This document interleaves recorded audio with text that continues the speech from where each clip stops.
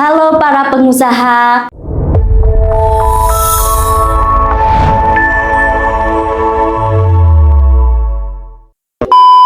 Finance Manager dan praktisi pajak. Selamat datang di channel ESI. Saya Eka dan hari ini kita akan membahas topik yang sangat penting khususnya bagi Anda yang bergerak di industri emas, perbankan, logam mulia maupun bisnis yang sering berhubungan dengan transaksi emas. Karena Kementerian Keuangan baru saja menerbitkan dua regulasi baru, yaitu PMK 51 dan PMK 52 tahun 2025 yang mengubah aturan PPh pasal 22 atas perdagangan emas dan kegiatan usaha bullion. Aturan ini mengubah tarif, mekanisme pungut, hingga fasilitas SKB. Jadi, pastikan Anda tonton sampai akhir supaya tidak salah langkah dalam transaksi emas di tahun-tahun mendatang. Sebelum aturan terbaru ini keluar, transaksi emas diatur oleh dua regulasi. Satu, PMK 48 tahun 2023 untuk penjualan emas oleh pengusaha emas. Dua, PMK 81 tahun 2024 untuk impor emas termasuk fasilitas SKB. Masalahnya, kedua aturan ini belum mengatur khusus kegiatan usaha bullion. Sampai padahal sekarang bank dan lembaga jasa keuangan mulai masuk ke bisnis emas, simpanan, pembiayaan, penitipan, hingga perdagangan emas. Itulah sebabnya Kementerian Keuangan menerbitkan PMK 51 dan PMK 52 tahun 2025 untuk mengatur ulang PPh pasal 22 atas kegiatan bullion, menyelesaikan masalah double pungut, menyamakan perlakuan pajak antara pembelian dalam negeri dan impor. Sebelum PMK terbaru, transaksi sederhana antara pengusaha emas dan bank BUMN justru jadi rumit. Contohnya, pengusaha emas menjual emas ke bank bullion BUMN. Yang terjadi apa? Pengusaha emas memungut 0,25% PPh 22. Bank BUMN sebagai pemungut PPh memungut lagi 1,5%. Total ada dua pemungutan atas transaksi yang sama. Ini sangat memberatkan, menimbulkan ketidakefisienan dan membuat cash flow pelaku usaha terganggu. Inilah yang mau dihapus oleh PMK terbaru. Perubahan besar dalam PMK 51 tahun 2025 sampai perdagangan dalam negeri. Satu, pengusaha emas tidak memungut lagi PPh 22. Dalam aturan lama, pengusaha emas wajib memungut 0,25% ketika menjual emas batangan. Di PMK 51 ini, ketentuannya dihapus. Pengusaha emas 100% tidak memungut PPh 22 lagi. Ini membuat transaksi lebih sederhana dan tidak membebani supplier. Bank bullion BUMN pungut 0,25%, turun dari 1,5%. Sebelumnya BUMN memungut 1,5%, sekarang tarif diturunkan menjadi 0,25%. Jadi kini hanya ada satu pihak yang memungut PPh 22, yaitu Bank Bullion BUMN dengan tarif yang jauh lebih rendah. Ringkasnya seperti ini. Pihak pengusaha emas sebelumnya 0,25% menjadi 0%. Bank bullion sebelumnya 1,5% menjadi 0,25%. Total pungut Sebelumnya 1,75% menjadi 0,25%. Efeknya apa? Transaksi lebih efisien, tidak ada pungutan berlapis, dan tarif jauh lebih ringan.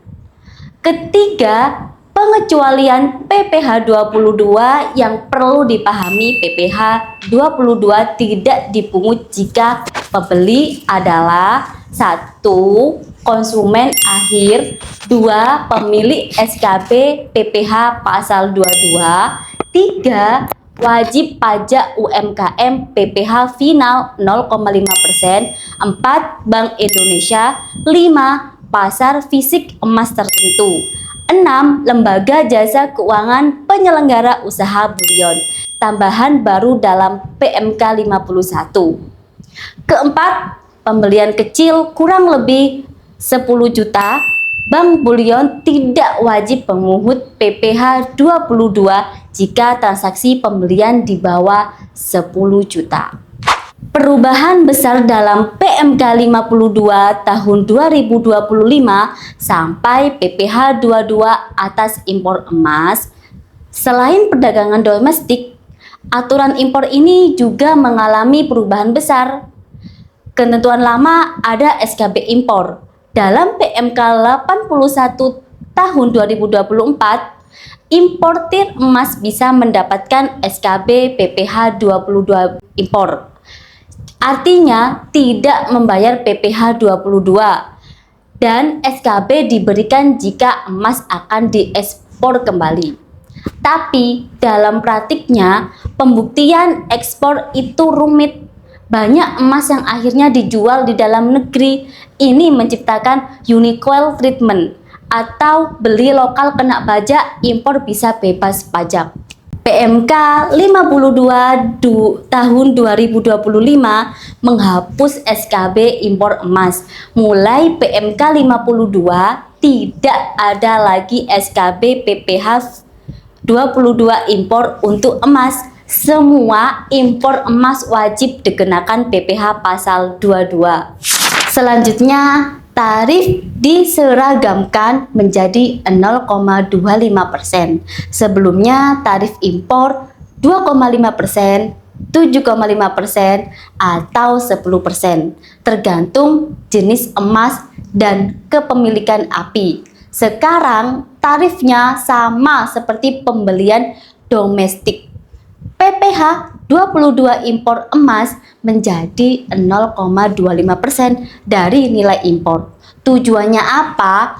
Untuk transaksi impor dan domestik diperlakukan sama, menghindari arbitrasi pajak, dan menjaga fairness antar pelaku industri emas. Usaha Bulion mencakup banyak layanan terkait emas seperti penitipan, penyimpanan, testing dan distribusi, simpanan emas, pembiayaan emas, dan perdagangan emas. Namun, dalam PMK 51, pemerintah hanya fokus pada aspek perdagangannya, yaitu 1. Saat Bank Bulion membeli emas dari pengusaha emas. 2. Saat Bank Bulion menjual emas kepada pembeli, karena bagian inilah yang terkait langsung dengan pemungutan PPh pasal 22.